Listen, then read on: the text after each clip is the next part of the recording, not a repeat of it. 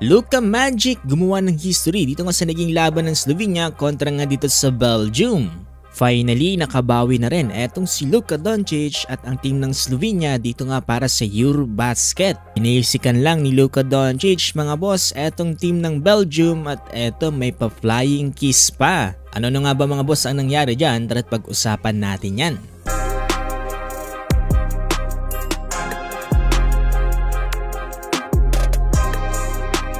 So nandito na tayo sa round 3 dito nga ng FIBA Eurobasket at ngayong araw ay makakatapat nga dito ng team ng Slovenia eto ng team ng Belgium. Huwag natin patagalin yan mga boss, dito nga sa first quarter ay nagmulang unang puntos. Ito nga mula sa Belgium, wala nga dito sa turnaround Jane Ismael Bako. Nakakasabay ang Belgium dito nga sa team ng Slovenia at nakakapagtala pa sila dyan ng isang mga end one plays kagaya nito. So eto under 4-minute mark ay unti-unti na nga pumupukol from beyond the arc etong si Luka Doncic. Napatams up pa nga dyan etong si Luka. At tapos ng first quarter lamang dyan ang team ng Slovenia 16-10. Sa simula ng second quarter dahil meron ngang height advantage etong team ng Belgium, ang mga puntos nila ay kadalasan nagmumula dito nga from inside the paint. Laki nga lang ang nagagawang errors dito nga ng team ng Belgium at nagkakaroon nga ng mga second chances etong team ng Slovenia. Muli nga nilang na-convert yan lalong-lalo na pag si Luka Doncic pang humawak ng bola.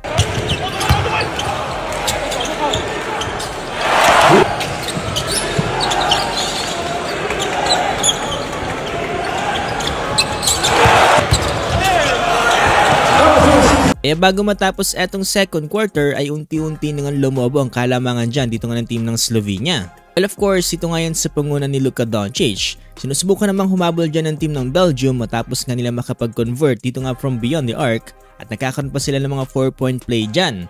Tapos ng second quarter, 43-31. For the start of third quarter, etong si Luka Doncic pa rin, syempre ang pangunahing scorer dito nga para sa team ng Slovenia. Grabe yung pag-atake niya inside the paint mga boss, no? Itong si Ismael Bako ay walang magawa dito kay Luka Doncic mga boss. Under 5-minute mark, finally nawagasan na yung alat ng mga tira dito nga ng team ng Belgium matapos ngang maipasok ang 3-pointer na to. Dahil nasa momentum etong team ng Slovenia mga boss, no, halos nag-showtime etong si Luka Doncic matapos nga gawin ang alley-oop dunk na to.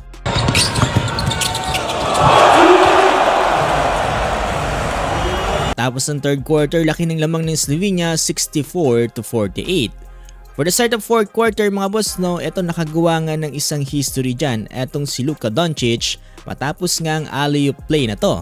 Dahil nga dyan mga boss, no, etong si Luka Doncic ang naging ika-5 player ito nga para sa FIBA Eurobasket na nakapagtala ng triple-double.